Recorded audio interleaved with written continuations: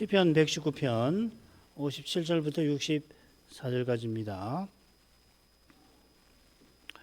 여호와는 나의 분깃이시니 나는 주의 말씀을 지키리라 하였나이다. 내가 전심으로 주의 은혜를 구하여 싸우니 주의 말씀대로 나를 긍휼히 여기소서. 내가 내 행위를 생각하고 주의 증거로 내 발을 돌이켜 싸우며 주의 계명을 지키기에 신속히 하고 지체치 아니하였나이다. 악인의 줄이 내게 두루 얽혔을지라도 나는 주의 법을 잊지 아니하였나이다. 내가 주의 의로운 규례를 인하여 밤중에 일어나 주께 감사하리이다. 나는 주를 경외하는 모든 자와 주의 법도를 지키는 자의 동무라.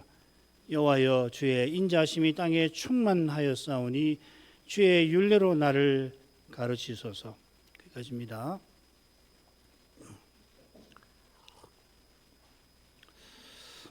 오늘은 시편 118편의 8번째 연에서 시인의 기도를 생각하겠습니다. 8번째 연은 8번째 알파벳 헤트로 시작됩니다. 이 헤트라는 알파벳 모양이 5번째 알파벳 해와 비슷하죠, 그죠? 왼쪽 줄이 붙고 붙지 않고 차이입니다. 발음이 같이 H 발음인데 해 그리고 헤트에서 좀 강합니다. 5번째 연은 마지막 행을 제외하고 7행이 모두 같은 동사 형태로 시작되었다 하는 거 기억하실 겁니다. 8번째 연은 8행이 모두 다른 낱말로 시작됩니다. 아울러 이 연은 8개 말씀 의가 모두 한 번씩만 나옵니다. 이 22개의 연 중에 6개 연이 8개 말씀 의가 다 나오는데 하나씩만 나오는 것은 8, 10, 11, 17년입니다. 6연은 말씀이 3번이 나왔죠. 거기도 다 한 번씩 나오지만은 말씀이라는 다바르가 3번이 나왔습니다. 참고하시면 됩니다. 줄거리 보십시다. 57, 58 여호와는 나의 분깃이시니 주의 은혜로 말씀을 지키겠다고 시인이 고백하는 내용입니다. 그리고 59, 60은 언약 안에서 자기의 길을 알고 신속히 그 길을 행하겠다는 심정이 드러나 있고 61절은 악인의 줄이 얽매었지만은 자기는 주의 법을 잊지 아니한다는 내용입니다. 그리고 62, 63절은 주의 판단을 인해서 감사하며 거룩한 무리와 함께 할 동무로서 살아갈 뜻을 밝힙니다. 64절은 주의 인자심이 땅에 충만하였으니 주의 율례로 나를 가르치소서 이렇게 되어 있는데 이 첫 번째 단락과 마지막 단락은 주의 인자심을 다룬다 할 수 있습니다. 인자심이 64절에 나오죠. 이 첫 번째 단락에 보시면 인자심을 가리키는 구체적인 표현들이 나오는데 분깃이든지 은혜라든지 긍휼이 그런 겁니다. 주의 인자심을 의지하여 시인이 주의 말씀을 배우고 지키려 하는 겁니다. 두 번째 단락과 네 번째 단락은 시인이 언약의 길을 걸어가는 삶을 주제로 다루고 있습니다. 시인은 언약의 길을 신속히 걷고자 했습니다. 그 길을 걸을 때에 감사하면서 거룩한 무리와 함께 하려 합니다. 그래서 이 짝수 단락들은 똑같이 말씀을 지킨다는 표현, 이 샤마르라고 하는 동사가 60절과 63절에 나와요. 물론 57절에도 지킨다는 낱말이 나오지만은 지킨다보다 더 중요한 것은 말하였습니다는 것이 강조가 되어 있죠. 시인이 이 연의 처음에 주의 은혜와 긍휼을 구하고 바라는 이유가 61절에 아주 분명히 나옵니다. 악인의 줄이 시인을 얽매었는데 시인은 주의 법을 잊지 않았습니다. 여전히 고난의 현실에서 그와 같이 살아가기를 바라는 거고 살아갈 수 있는 길은 은혜와 긍휼에 있는 것입니다. 자, 이런 줄거리로 해서 본론으로 들어가죠. 여호와는 나의 분깃이시니 나는 말씀을 지키리라 하였나이다. 내가 전심으로 주의 은혜를 구하여 싸우니 주의 말씀대로 나를 긍휼히 여기소서. 시인이 여호와는 나의 분깃이시라 이 고백하는 심정이 어떤 심정인가 우리가 헤아려야 할 것입니다. 안 그러면 좀 뭐라고 할까요? 이 시편 119편을 계속 연구하면서 이런 점이 참 힘든 것 같아요. 얼른 읽으면은 무슨 말인지 알겠는데 조금 막연한 느낌을 주는 표현들이 많은데 그걸 이제 알려면은 이런 구절들을 다 살펴봐야 하거든요. 그래 이 같은 표현 나의 분깃 여호와는 나의 분깃이라는 표현을 찾아보면 좋은데 시편에 두 번 돼 있는데 두 번 모두 이 고난을 현실을 견디고 이기는 고백입니다. 73편 26절에 보면 내 육체와 마음은 쇠잔하나 하나님은 내 마음의 반석이시여 영원한 분깃이시라. 또 142편 5절 여호와여 내가 주께 부르짖어 말하기를 주는 나의 피난처시요 생존 세계에서 나의 분깃이시라 하였나이다. 73편 유명한 시죠. 그 시인이 얼마나 힘든 현실을 마침내 이기고서 이 고백에 이르렀는지 우리는 잘 압니다. 악인이 심히 형통한 데서 거의 실족할 뻔했던 시인을 여호와께서 성소로 이끌어서 거기서 자기의 거룩한 영광을 비추어 주시지요. 그 영광을 배우고서 눈앞에는 악인이 득세하고 죽어도 뭐 고통 없이 죽지만 실은 비참하고 끔찍한 결국을 향하여 질주하고 있다는 것을 깨닫고서는 여호와는 내 분깃이시라 고백을 하고 있습니다. 142편의 시인도 사실 똑같으지요. 4절이나 6절을 참조해 보시면 더 분명합니다. 자, 이 고백은 여호와께서 이스라엘에게 기업을 주신 사실과 붙어 있죠. 이 분깃이라는 말입니다. 여호와께서 각 가족들의 제비를 뽑아서 얻게 하신 땅이 나의 분깃이죠. 헬레크라고 하는 겁니다. 시편 16편 5절에 이 표현이 이렇게 나옵니다. 여호와는 나의 산업, 여기 분깃을 산업이라고 번역했습니다. 나의 분깃의 소득이시니 이렇게 고백을 합니다. 나의 분깃, 이 주께 주신 기업의 땅이거든요. 내게 줄로 채워진 땅은 아름다운 곳에 있음이여 하는 그 땅 말입니다. 그 땅의 이 소득이시다라고 하는 것은 여호와께서 주신 땅에서 거둔 그 곡식이 여호와 하나님이 은혜로 주신 것임을 알고 주신 그 하나님을 기뻐하는 것이죠. 그리스도처럼 하나님을 전부로 삼는 것입니다. 하나님이 전부시라 그리스도께서 자기 생명을 자기 전부를 기꺼이 드리신 것처럼 시인도 그리스도를 본받아서 사람으로서는 견디지 못하는 그 고난의 현실을 이겨낸 겁니다. 그런 현실과 심정에서 시인은 주의 말씀을 지키리라 하였습니다. 이 하였다라고 했는데 이게 뭐냐면 말한다 하는 말입니다. 그래서 여러 영역본은 이 동사를 약속하였나이다 이렇게 번역을 해요. 이 말한다는 말, 약속한다는 말, 아마르라는 말인데 이 동사에서 119편에 자주 나오는 그 말씀 임라라고 하는 약속을 뜻하는 말씀이 나옵니다. 아마르 임라 비슷하죠, 그죠? 이 자원만 딱 쓰면은 똑같습니다. 시인이 자기에게 혹은 백성에게 약속했을 수도 있겠습니다만은 여호와께 서약한 것 같습니다. 하나님을 전부로 삼는 심정에서 이런 서약은 자연스럽게 나오는 겁니다. 이 서약은 고난의 현실에서 필시 절절했을 것입니다. 이처럼 서약한 시인은 당연히 전심으로 주의 은혜를 구하였습니다. 이 은혜를 구한다 할 때 이 은혜라고 번역한 말은 얼굴입니다. 주의 얼굴입니다. 제사장 축복 기억나시죠? 두 번째 보면은 여호와께서 그 얼굴을 비추어 은혜 베푸시기를 원한다. 이게 거의 같은 내용입니다.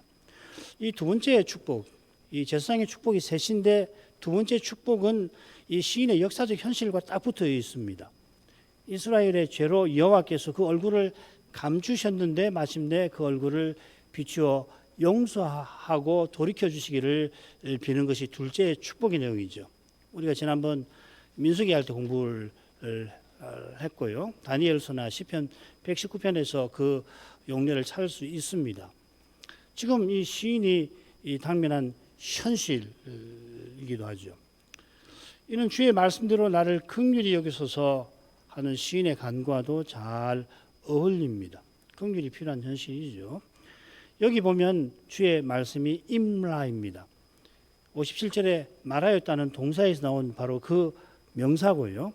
여호와의 약속을 여기서도 가리키는 것 같습니다. 여호와께서 친히 약속을 이루어 주실 것을 간절히 바라지만은 자기와 자기 백성이 여호와께 심판받아 마땅한 그 처지를 생각하면은 주님의 긍휼을 차연 구하지 않을 수가 없었던 것입니다.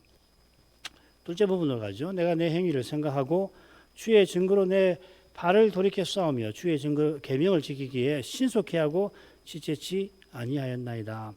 시인은 여호와를 전부로 삼고 서약한 대로 살기를 힘썼습니다. 이 태도가 행위와 발 그리고 신속히함과 지체치 아니함 두 명사와 두 동사를 통해서 표현되고 있습니다.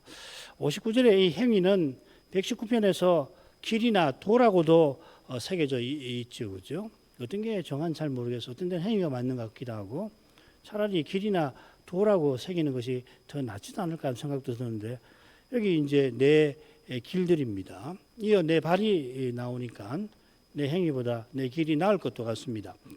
시인은 자기의 길들을 생각하였다 하였습니다.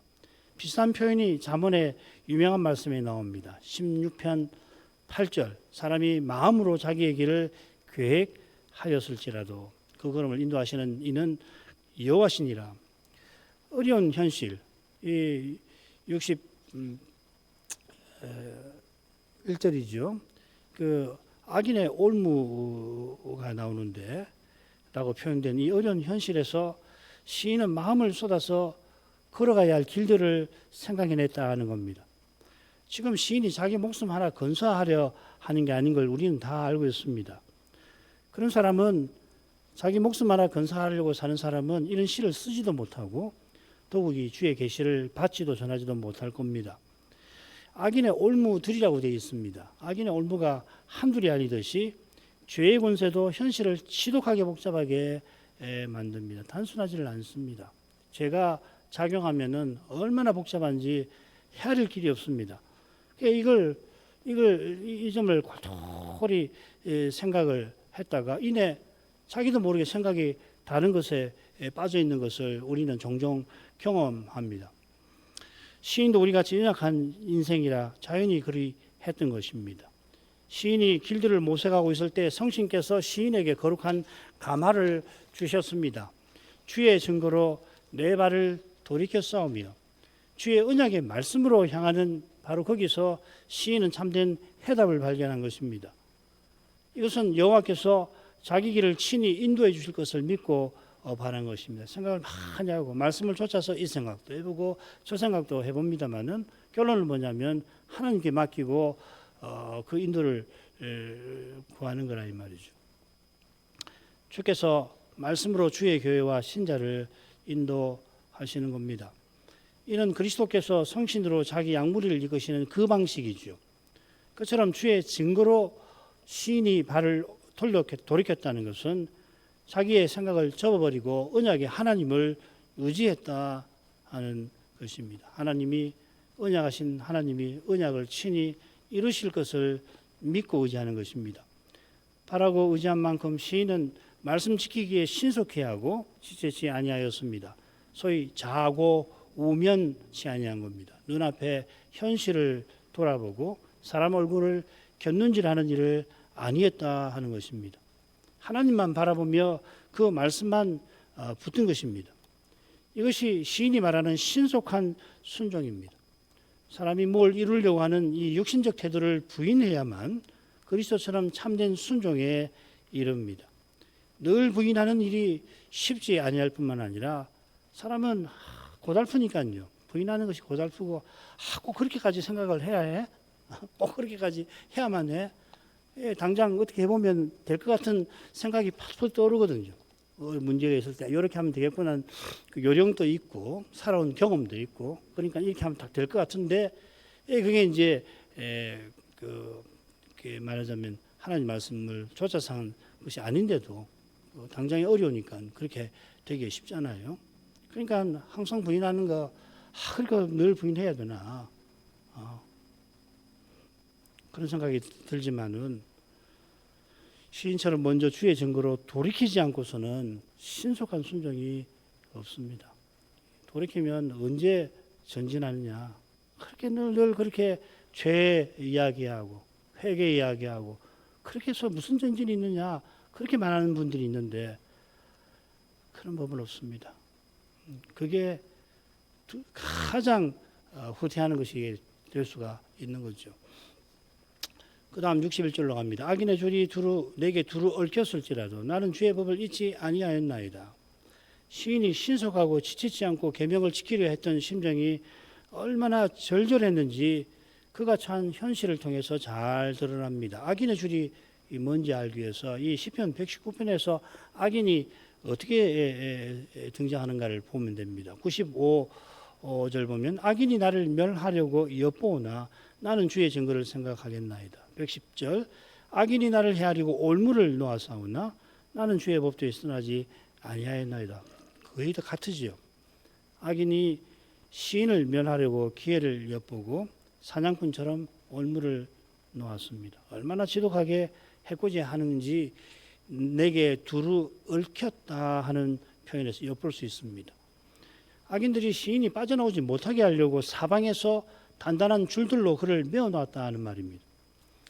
이런 현실에서 벗어나려고 시인은 자기의 길들을 생각지 않을 수 없었을 겁니다.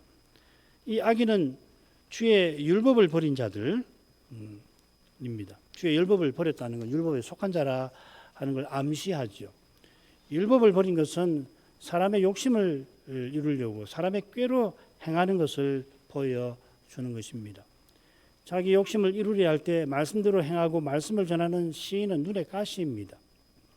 시인은 이런 점에서 바리새인에게 미움받고 죽임당하신 그리스도의 예표입니다.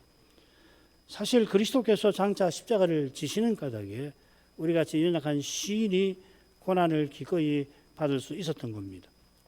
그처럼 시인을 향한 악의와 살인은 사탄적인 것입니다. 사람의 눈에는 시인이 사방에서 죄어드는 올무를 벗어날 길이 잘 보이질 않습니다만은 근데 시인은 이미 그 길을 이미 걷고 있습니다. 나는 주의 법을 잊지 아니하였나이다. 주의 법을 잊지 아니하였다. 그건 시인 마음속에서 일어나는 작용입니다만은 실은 하나님께서 시인을 그 어려운 현실에서 붙들고 계셨다는 말이죠. 성신의 가마 아래 시인은 악인의 지독한 공격을 피하려고 악인처럼 사람의 꾀와 힘을 의지하지 아니한 것입니다. 오직 하나님의 지혜와 능력이신 그리스도를 그가 바라본 것입니다. 달리는 이렇게 살 수 없어요. 구약 신자들이 오신 메시아를 바라보지 않고서는 이렇게 살 수가 없고 신약 신자들은 말할 것도 없죠. 우리의 능력은 그리스도께 오는 겁니다. 주의 법은 틀림없이 이루어집니다. 우리 주님께서 율법의 한 획이 떨어짐이 천지가 없어짐보다 쉬우리라고 말씀하셨습니다. 시인은 필시 바울처럼 내게 죽는 것이 유익이라 하는 심정으로 주의 법을 붙들었을 것입니다. 내가 주의 의로운 규례를 인하여 밤중에 일어나 주께 감사하리이다. 나는 주를 경외하는 모든 자와 주의 법도를 지키는 자의 동무라. 과거를 돌아보던 시인이 현재로 이제 돌아옵니다. 시인은 여전히 악인의 올무에 얽매여 있습니다. 아까 95절 똑같았죠. 밤중에 일어나 주께 감사합니다. 이 119편에 이 밤이라는 말, 라이얼라는 말이 두 번 나오는데 우리가 지난 시간 제7연에서 55절에서 살펴봤죠. 거기서 밤은 시인의 나그네로 사는 그 불쌍한 처지를 상징했습니다. 여기도 밤중은 시인이 악인의 올무에 얽매인 현실을 암시하는 시간 같습니다. 시인이 밤중에 일어나 주께 감사합니다. 현실은 심히 어두운데 시인의 마음에서 감사가 일어납니다. 감사할 근거와 이유가 현실에 있지 않고 사람에게 있지 않고 하나님께 있어서 감사할 수 없는 현실에서도 감사할 것이 없는 나에게서 시인이 하나님께 감사할 수 있습니다. 이게 참된 감사지요. 조금이라도 내가 뭘 기여했다는 생각이 생기면 감사 아니죠.